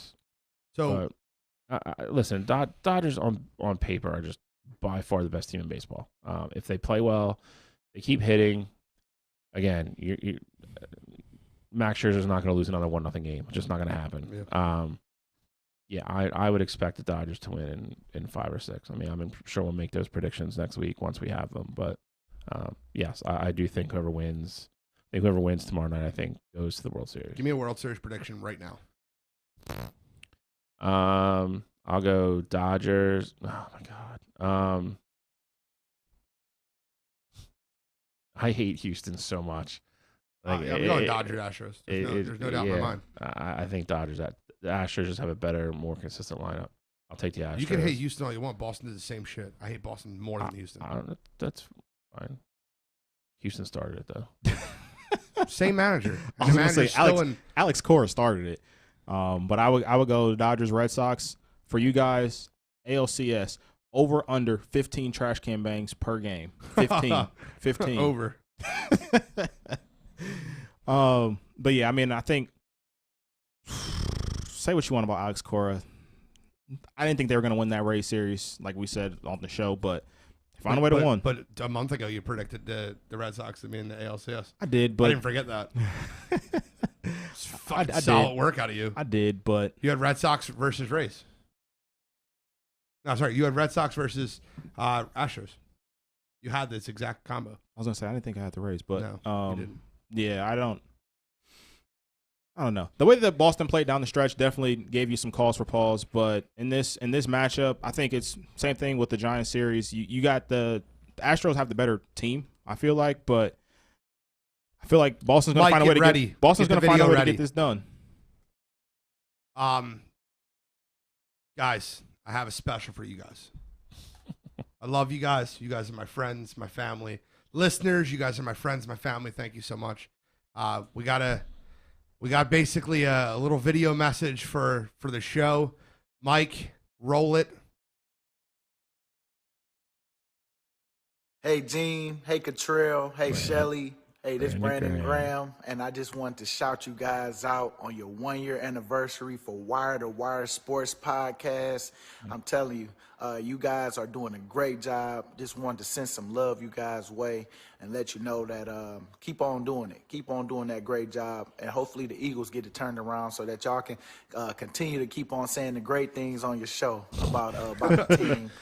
Because I know it sucks that a lot of guys been injured, but I'm telling you, them boys going to have some boys step up, and we're going to get this thing rolling. But wanted to shout you guys out, wanted to send some love you guys' way and let you know, congrats again, and let me get a big go Birds, baby. Have a great day. You know what the best part about that is? Let me know. Cottrell has to like it. I know. Michigan guy. And Brandon Graham with Michigan. BG. You are not getting a... Go Blue. That's going to be like our new intro to the show. BG's the man, though. Guys, I need to get into Ben Simmons. There's no baseball's going to continue going. I'm gonna nap. All right, you don't need to nap. I just need to get into this real quick. So I wanted to positive on first. Like I might have put BG last, but this is too negative. But so are you telling me that you just built me up to just tear me down? Yes. Yes. You jerk. Psychological warfare. I just don't understand. Listen, this is it's a joke to me how this man was heels dug in. I'm not showing up. I'm clearing out all my shit. I'm never coming back. I'm never coming back. I'm never step foot in Philadelphia again. I might not even play road games there. Then the Sixers are like, all right, we're going to withhold your $8.25 million bonus right now. You're not going to get that. Then he met with the NBA Players Association. Like, hey, man, do I have a leg to stand on here? Is there anything I could do here to get my $8.25 million? And they said no. And you listen, all the reports are coming out right now. Doc Rivers, in the meeting that he had with Daryl Morey and Ben Simmons, screamed at Ben Simmons. And this was like part of the reason Ben didn't want to come back. He said, it's in your fucking contract, is what Doc Rivers said to Ben Simmons. And I give Doc Rivers a million times credit for that. I just want to call out the coward for what he is. He's a friggin' coward. You said you weren't coming back. You had your heels dug in. You didn't want your teammates. You shoo-shooed your teammates away from traveling out to see you and talking to you. Everyone wants to kiss Ben Simmons' ass to get him to come back here. Ben, I'm telling you right now, opening day is going to be awful for you. The first game you play in that stadium, that entire crowd is going to boo you and tell you how fucking soft you are. I can't take it, dude. You are the softest professional athlete in the history of all professional athletes. And Brian Bosworth was a professional athlete. I can't take it with this. This guy is, I'm selling all my stuff. Now he's going to come back. I guarantee you the first hangnail he has is out for 10 games. You have a fucking hangnail. He's going to be out for 10 games. No thoughts, no comments, nothing? I think he goes for a triple-double opening night. Oh, God. I did too. Jesus Christ. Bangs a 32. You guys need I think he's coming literally out, thrown out of the city of Philadelphia. I think he's coming out bombing all season. He's going to come out bomb. He's just going to chuck threes up. Someone we're going to go in. And he's going to ball out, and then we're going to trade him. This is such a weird situation. I'm not as extreme as Gene, but I actually somewhat agree with him. It's absolutely crazy how stone you are on your stance, and then they tell you you're not going to make any money. And the first report that came out that said, well, after they told him he wasn't going to make his money, he said, all right, that's fine. Like, I don't care. But now, they're playing nice. Rich Paul's like, all right, at first it was like Rich Paul wanted Ben Simmons out and he wanted Maxey out. Now Rich Paul's the one organizing the meetings with Morey and Doc and everything to make sure everyone's playing nice. Rich Paul don't get paid till Ben gets paid. No, Rich Paul has so many other clients. I get all that. He's good on that side of it. But I mean, Ben's out buying houses in L.A. Ben's got bills to pay all of a sudden. So yeah, but I mean, my whole thing is that if you weren't dead set on your stance, you shouldn't have come out as aggressive as you did. No, I agree. And if you weren't dead set on that, you should have at least met with your teammates. Like I was 100% on Ben's side about how everything happened. Doc threw him under the bus, JoJo threw him under the bus. But if they're coming to you as men to your home and they're like, hey, we think we can win a championship with you. I understand, we've did our wrong, but let's talk about it like men. Did our wrong. He did the wrong. Yeah, when you throw a guy under the bus and he doesn't want to be there anymore, that's still the wrong. Whether you like him or not, you threw him under the bus. You want him to play there, and you threw him under the bus. But regardless of all of that, they tried to go. Don't. Not you, but them. They were willing to fly to L.A. Fans in this city don't. You would have traded Ben Simmons for a bag of chips. You told me. Yeah, Doritos. Yeah, Cool Ranch, nacho cheese. I Spicy can't even nacho? get nacho cheese for him. God damn him. But yeah, I mean, for them to go to you and you're just like, no, screw it, I don't want to even talk to you guys. I think that's a coward move. But outside of that, though, just from a basketball standpoint, I'm hoping that he comes out and he balls out. Like he's gonna be playing here and he's gonna get booed in his hometown, and I think he's going to help the team win. Like, that's the funny part about it all. You look at the numbers for when he's on the court and off the court, they are staggering. Staggering how much better the team is. Record-wise, points per game-wise, points against-wise when he's on the court versus regular season. Regardless, in a perfect world, he stays all year and they win a championship, and I just have to watch Gene like struggle with it all. I hate you. Go Sixers. Get out of here. Here's what I'm gonna tell you, and I'm not saying you're part of this because I know you're just as dug in as Ben is. I'm more dug in. I didn't give in. Well, you don't have $40 million on the line either. We'll see how dug in you are if the Sixers start off the season. Here's what I was going to say. 40 no and idea. 40 this and is 5. This is what's going to happen, and I'm not saying you're going to be part of this. He comes out in the first couple games and plays really well, and they're winning. Boos are going to go away. I'm telling you, like that place will especially if he starts like shooting threes and stuff. That place will go nuts. That's all I'm saying. And I'm not saying the minority of the people that hate him right now, like you, that are like stone cold dead against him. You're going to be in the minority by a month into the season if he plays that way. Not to this extent. But how many years have we been hearing he's going to shoot threes? No. I'm not saying he's going to. I'm saying if he does. Oh, yeah. No. I get that. And if he really wants to get out of here, the easiest way for him to get out of here is to come out and play well and score 20, 22 a night, doing all his defense and everything. That skyrockets his trade value up. That's the fastest way for him to get out of town if he doesn't really want to be here. How many times do we have to do this song and dance with not even just Ben Simmons, but just stars in Philadelphia?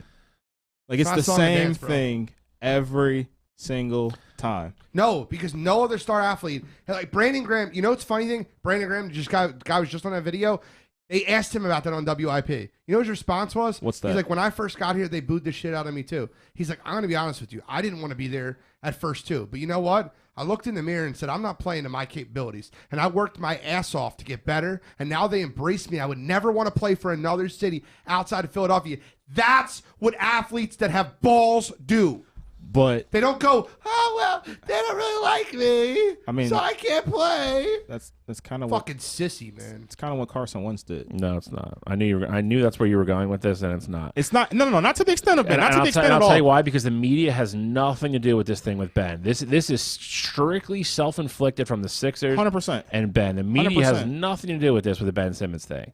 But I mean, like just fans running them out of. I mean, how many? There's still people now like Jalen Hurts is a better quarterback than Carson Wentz, and I'm not 100% behind Carson like how you guys are, but Carson Wentz is the better quarterback there. I mean, Carson Wentz would have been better been the quarterback for the Eagles. I agree. And I don't know, guys. We got to get another award out, and then we got to do. You got to be kidding me. We're just there. Gotcha. I got this. The final award. This is for a Toxic Radio hoodie. This is the award that I just feel like this award. I thank this person so much. This is the most loyal listener award. Listen, guys, there's been a million people to hop on this every single week. A few names I can think of: Timothy Todd, R.J. Kaler, Michael Robert Lafferty. All those guys have been absolutely amazing. But there's a Jeff Perrone, Dante. And then all those guys. They've all been here since the beginning, from the absolute, literally the first show. I actually think Michael Robert Lafferty was our first comment. I think. I will say this though. This person constantly hops on comment one, constantly shares our show, constantly sends encouragement, is constantly, he's one of those people that I love to get in here and do this show with and for. So most loyal listener award goes to Travis Wiley.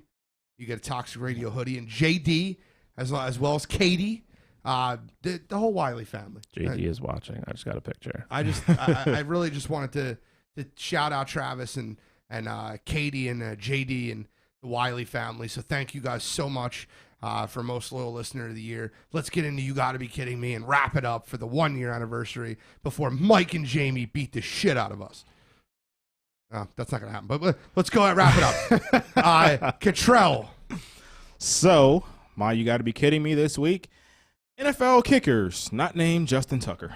So we had a record 12 extra points missed on Sunday. Well, I shouldn't say Sunday, week 5, and 12 field goals missed week 5.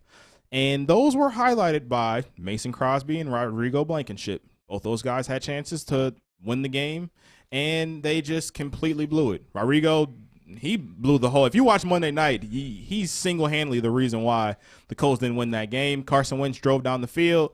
He was missing 8 easy field goals, and they lost that game. The Bengals and Packers game, if you guys didn't watch, it was missed field goal after missed field goal with the game on the line between Mason Crosby and Evan McPherson from Cincinnati. So this week, NFL kickers, you got to do a better job. So, Come on, you gotta be kidding me. Shall it? This one's easy. I'm going with John Gruden. Unless you've been living under a rock the last couple of days, you've heard some part of the story with the emails that have surfaced from him from 2011 when he used to work for ESPN that were going back and forth with Bruce Allen, who's the president of the Redskins.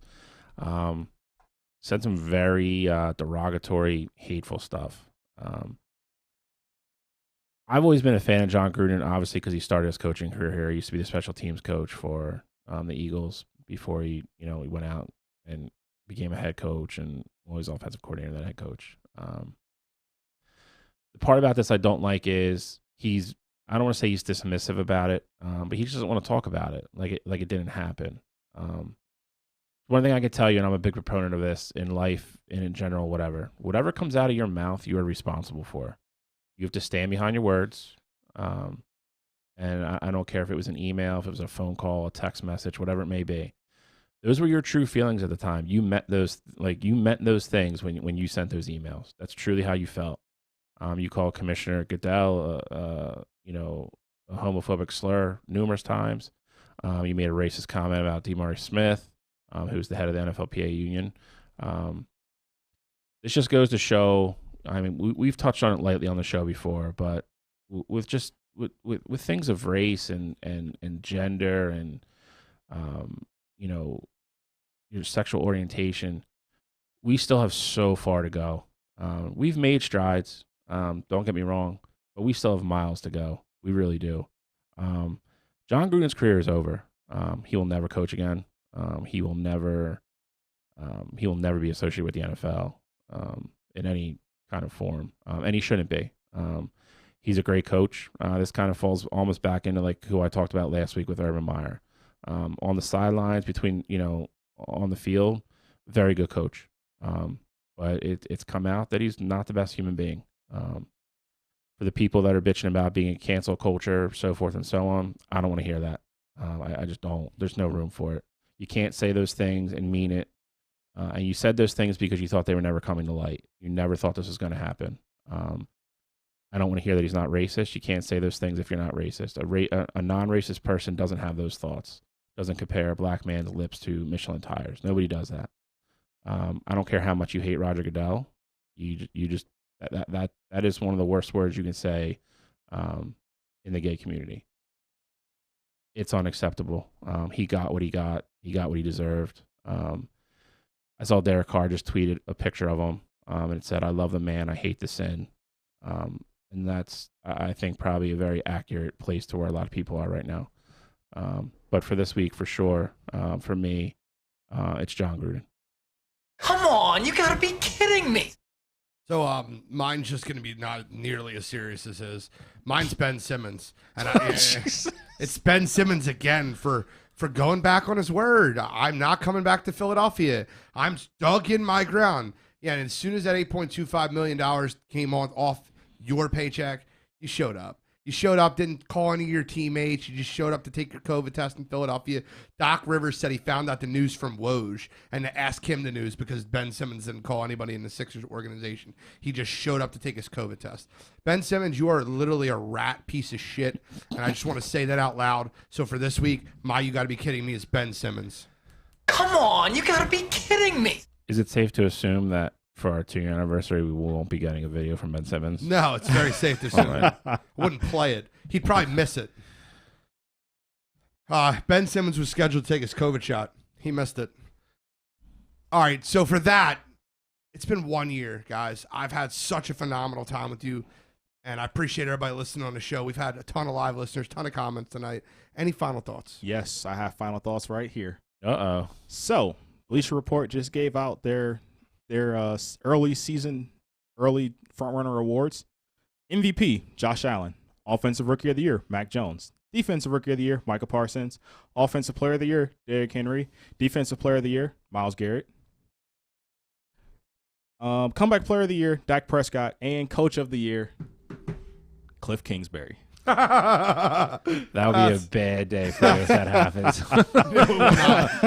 If he wins Coach of the Year and Kyler doesn't win MVP, that's going to be a long hour and a half for you. No, it won't. Oh, it Any final thoughts, y'all? No, just echoing kind of what you said. Mike, can you hop on the mic for 1 second? I was actually going to get into that, so I'm glad you're saying that. To both of you as well. I mean, you guys have been with us for a year or two, so I thank both of you for everything you guys do behind the scenes. Nobody gets to see. For you two guys, it's been a blast, honestly. You said it last week. I didn't know you a year ago, and now you're a friend. I'll be at your wedding next year. It's been cool. It's been fun. I hope it keeps going. And everybody at home, family, friends, people I play softball with, people I work with, everybody that supported us, thank you. Like literally from the bottom of all our hearts, thank you. It's a privilege to do this, and it's fun and we enjoy it. And we couldn't do it without all you guys listening and contributing every week. So thank you. Yeah, thank you so much, guys. Mike, Jamie. Mike, I got a couple questions on the wire line I wanted you to answer if you could. Okay. One of them was, are Toxic Radio T-shirts and hoodies for sale, and where can they get them? We have listeners that want them. I gotta take out my teeth, so I can speak. What? My Jesus. Teeth, my trays. Your trays? You got shut dentures up. back there? Yeah, I do. Shut up. Anyway, back to what I was saying. So, yes, they're not on sale right this second. They're going to be on sale. The best way you can get them is coming out to one of our live events. We do have a live event coming up November 7th, which we're going to be tailgating the Eagles game at the Lincoln Financial Field. We're going to be in Lot N right next to the Jet Row. I heard that there's like 2 different ones. We'll give an update. But if you come out there, spin the wheel, and if you are a fan of Wire2Wire and you come out, you definitely will get a T-shirt. And you know what? It's up to Gene if you get a zip-up hoodie. But no, we're going to be giving away a lot of free stuff there. After that, then I'll be announcing that they'll be going on sale and how you can get them. But for right now, they're basically, if you show up to the studio or if you show up to a live event, you'll get one. Well, thank you guys so much. I appreciate it, Mike, Jamie. I know we went a little bit late. It's our 1-year anniversary, so I appreciate everything that you guys do. And for that, it's 1 year. Wire2Wire, we are signing out.